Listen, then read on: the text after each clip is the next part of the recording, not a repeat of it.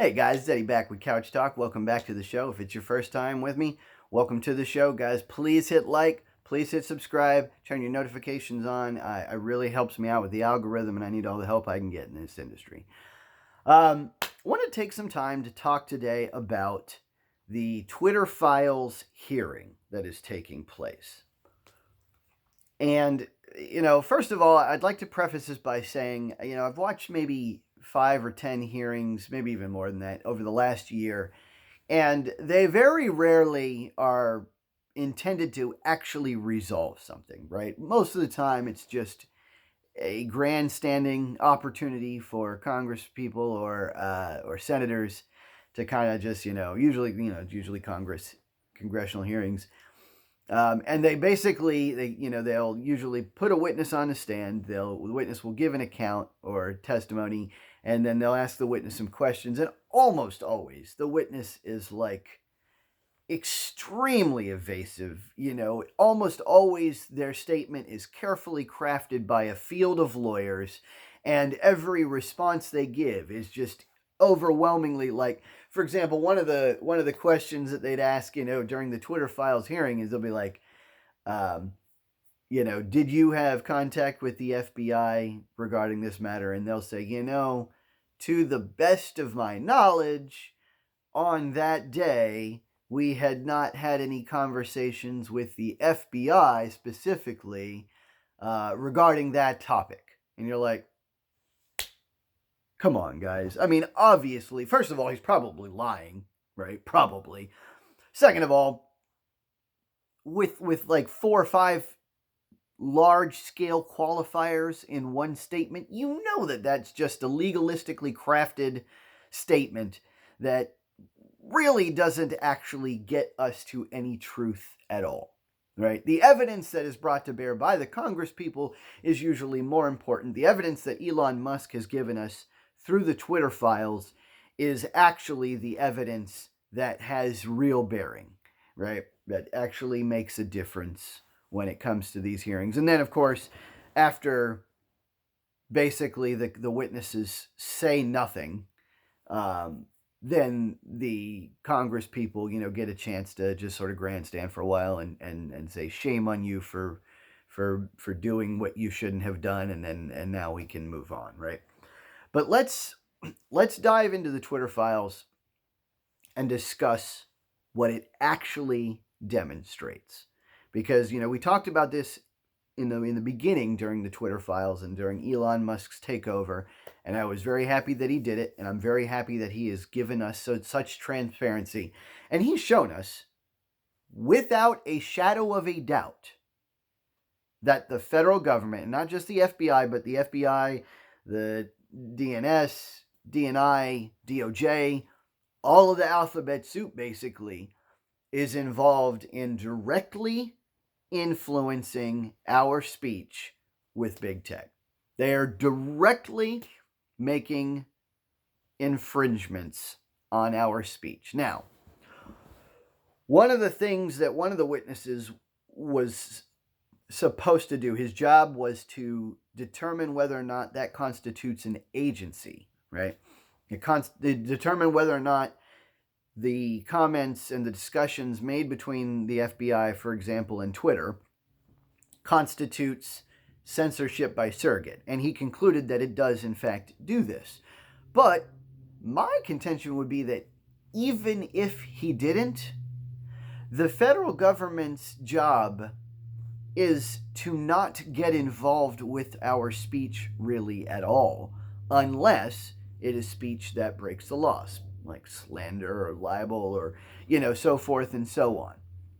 Anything that's an incitement to violence. Aside from that, it really isn't the federal government's job to even ask about our speech.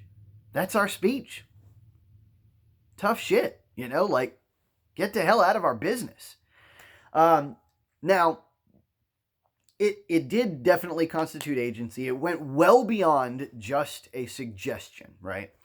But let's assume that it was just a suggestion, right? Let's assume that the only interactions, and they proved that these people were meeting with them on a weekly basis with not just the FBI, but, all of the other alphabets. they showed that there was money paid directly to Twitter just to take down some of the politically charged comments, just to take down the Hunter Biden laptop story right before the election. And that's I think that's a violation of campaign finance law. I think, although it would be difficult to prove and difficult to quantify. But they paid him like $3.4 million just to censor that, to quash it before the election. There was a revolving, basically like a revolving crib sheet and Slack channel, because so many people from Twitter would be onboarded with the FBI, and so many people from the FBI would be onboarded with Twitter afterwards, knowing that if that they ever left the government, if they ever left public service, they would have this nice cushiony private sector job waiting for them. So yeah, I mean, it went way beyond agency, but let's just assume it was just a suggestion, just hypothetically for just a moment. Let's assume it was just, hey, just an FYI from the FBI saying, hey, here's a couple of tweets that you might want to look at. Just assume that. Has anybody ever been in a law enforcement contact situation when a cop says, would you please step out of the car, sir? They don't mean, would you please step out of the car, sir? They mean, get the F out of the car. It's an order, right? When a law enforcement official offers a suggestion or asks you a question, that is a statement of intent. That is a statement of requirement. You can't just tell a law enforcement official, nah, I don't wanna.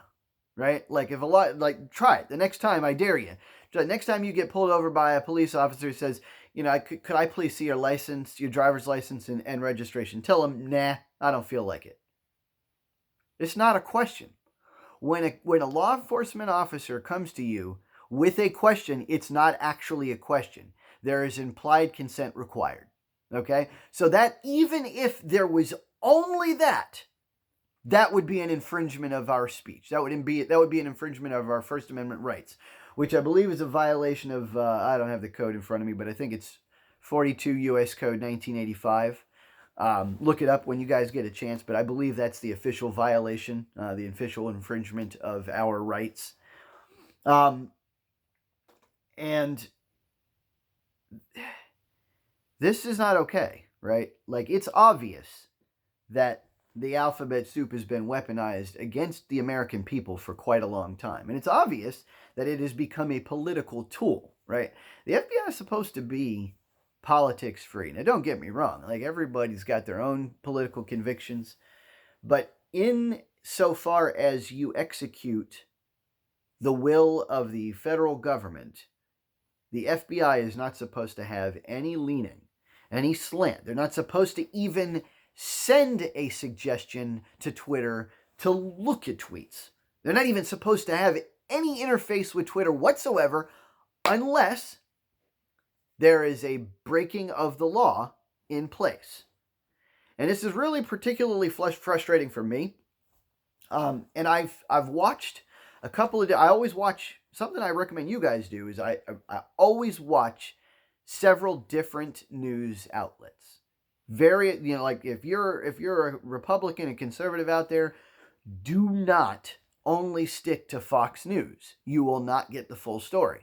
And if you're a Democrat out there, do not only stick to MSNBC or John Oliver or something like that. You will not get the full story. You're only going to get the things that best illustrate the points that they want to make. That is it. If you are ever to get a full and complete picture, you have to look at not only both sides of mainstream media, but also independent outlets. Because they're the ones, like people like Redacted are the ones that are going to give you the stuff that neither of them are going to give you. They're going to start talking about the stories that are really actually kind of off limits to mainstream media. Because to a large extent, even though they're kind of like two sides of the same coin, the Republicans and Democrats, the conservatives and liberals, there's a very heavy element of corporate control over the entirety of government.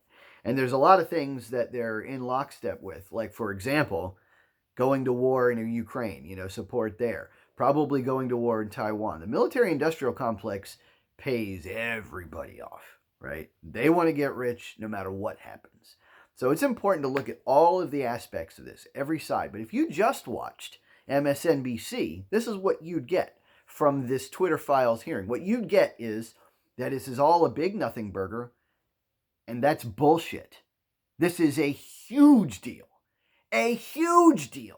And if you try to pretend like it's a nothing burger, that's gaslighting. Okay? You are literally trying to trick people into thinking that the government isn't all up in your business. And the crazy thing was, one of the counters to this hearing, one of the objections and the things that AOC brought to bear was even more government getting in your business. She was basically using the fact that Trump also tried to have some tweets deleted as like a means of saying, well, look, it's even-handed. You know, they were censoring both right and left-hand stories.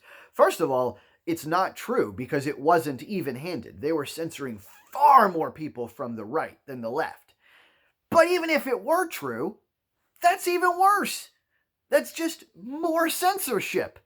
I don't want Trump censoring people. I don't want Biden censoring people. I don't want anybody in the government censoring people. Hell, I don't even want Twitter or Google or Facebook censoring me. I think that they should be required by law to allow political conversations on both sides of the aisle, independent of whether or not they feel like they can fact check everything. People are allowed to be wrong. And this is our speech, and it shouldn't be messed with, even if it's a private company doing it completely of their own volition. That's just the new style of censorship, is censorship by surrogate. But even if it wasn't, and even if there was no government input, and there definitely was government input, even if there was none, it's still wrong, right? It's still something that we should fix. And you know what's really ironic to me is out there in the political debate world, right? There's usually kind of two sides of things, right? And of course, there's the Republican side, Democrat side, conservative, liberal. One of the things that I see the dichotomy of is there's a kind of a capitalist side and a socialist side, right? And the capitalists would say that businesses, their rights should be protected, right? Insofar as that goes, they want to protect the right of a business to operate as they deem appropriate. And the socialists usually don't want that. Now, here's the funny thing. Here's a situation where it's clear that not only was there direct government censorship, but we have a situation where private companies are performing censorship in order to enhance their power and to basically wage political warfare against the conservatives of the land. And this is basically an overexertion of influence by a private corporation. You would think that the socialists would be like, oh my God, this is terrible. This is private corporations doing what they shouldn't be doing. This is private corporations being all big and evil and corporation-y and making money. And you would think that they would be against this, but they're not. They're all defending it. Why? Because they happen to be exerting influence for the left. So I think it's clear what needs to happen here. What needs to happen here is Twitter needs to be sanctioned for their part in messing with the election, for their part with censoring right-wing philosophy. Facebook needs to get hit by the hammer. Google needs to get hit by the hammer. And then we need to instill a law that prohibits them from doing this, because these platforms are essentially like open dialogue platforms. They're digital town squares. It's not the same thing as a true private company that has publishers' power over what gets put out there, right? Like, this is not a newspaper, right, where you would have to be a journalist and, submit your information for, fact checking and for, and here's another thing. How come most of the news today is just so inaccurate? That's what I'm trying to figure out, right? Like, a lot of what we hear online is just either completely missing an entire side of things, or it's very frustrating. I apologize for being so passionate about this, but I hate when the government gets in my business. I hate it. And I feel like this is a huge example of the government performing censorship by surrogate, and I don't think that there's any doubt as to whether or not that is happening. If you only watched left-wing news media, you'd be in the dark. You'd think that all these conservatives, all these Republicans are just making this shit up, and you would be 100% wrong. 100%. This is a government in our business, and it needs to stop immediately. And if there's any situation where Trump is censoring people, he needs to be sanctioned for that too. Nobody in the government should be censoring our shit. Get the hell out of our lives. Let me know what you guys think at home. Catch you next time on Couch Talk.